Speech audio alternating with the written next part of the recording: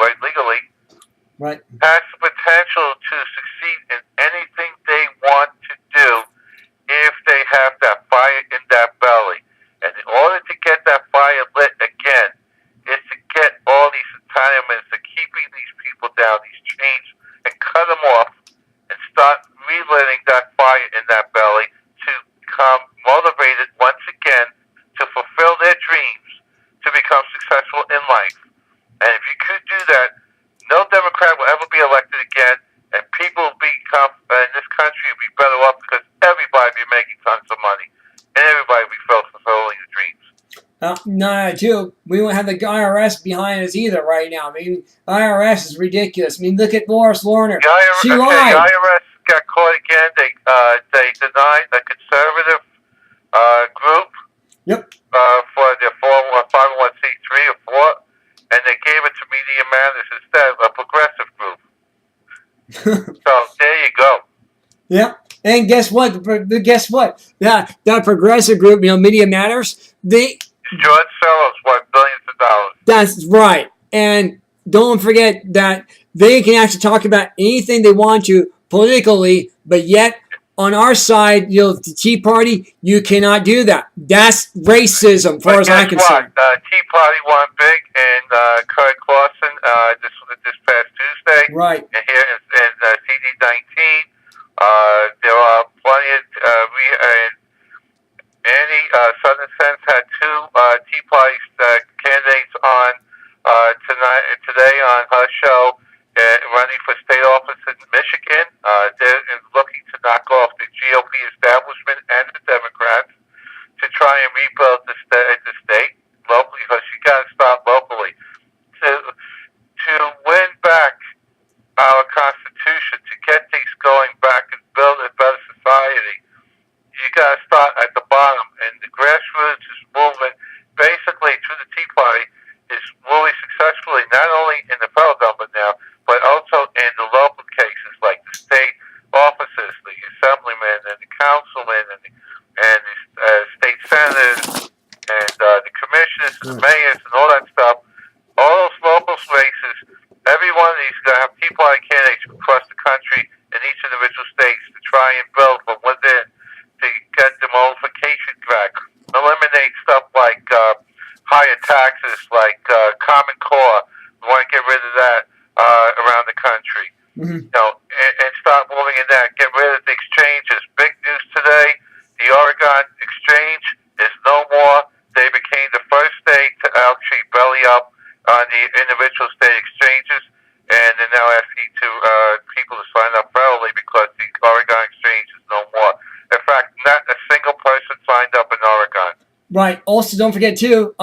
There's 9 states that actually there is 12 states are is the same thing that doing that as well. Not just Oregon, but also this is in Colorado too as well. This is also and Massachusetts also right. Eventually going to end up giving up their state right. Insurance company because it's going broke. Right. It's not working right. Right. In other states, Maryland's another one. Also, fall scope, after 3 years, the states pick up the lion's share of the cost, right, which will actually bankrupt the individual states. Doctors are dropping out of Medicaid left and right. That's correct. Because they get very little pay from the government to handle Medicaid. It's going to be shortages of doctors. It's also the worst healthcare system going, Medicaid. It doesn't cover much, except for special needs kids and a couple other things. It really doesn't cover that much. Right. And a lot of people, also I talked to a lot of people over the last few weeks, cancer patients, kidney patients, they all lost their coverage thanks to the healthcare law, and they don't cover it, so pre-existing given conditions thing is a lie too. No. I know. That's ridiculous.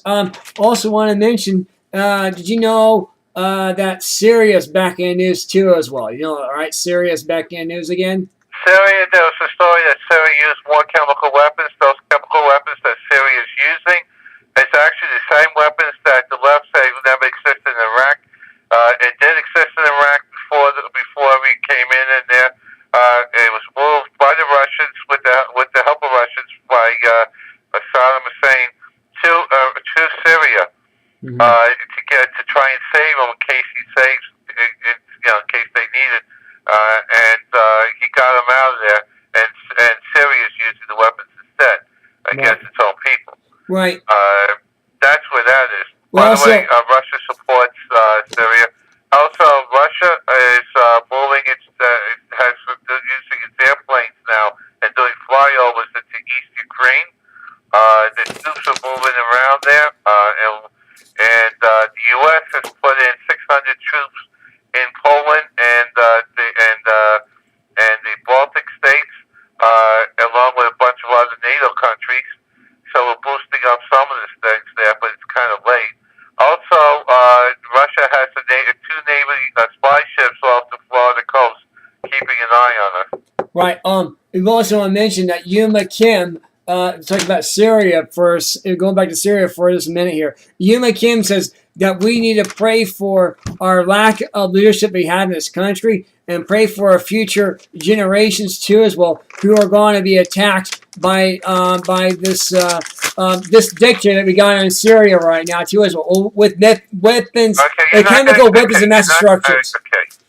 The biggest threat we have right now to national security in this country is Al Qaeda and locally. I'm talking about individual bombings, right?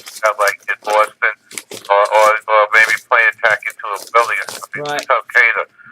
The biggest threat for actual war, ground troops for fighting from one end to the other, is Russia. Right.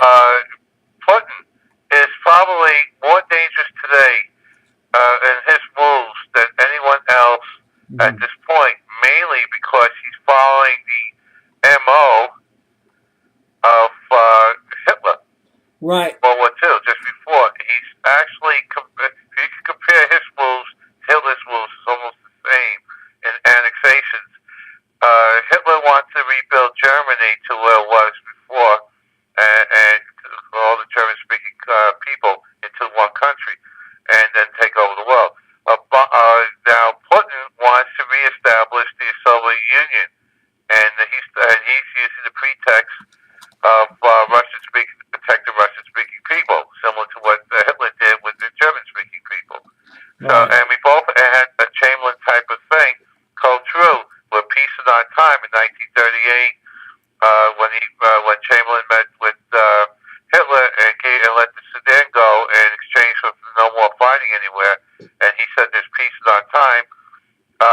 Obama and the Europeans did the same thing with Crimea and with Russia, and say there's peace in our time. The only difference is that we had Churchill to take over in Great Britain after Chamberlain failed. We got nobody to take over for Obama until 2016, and then we hopefully have somebody like a Ted Cruz. Right. So this is brought to you by Nestle, believe it or not. So we want to mention Nestle and also the United States Constitution too as well.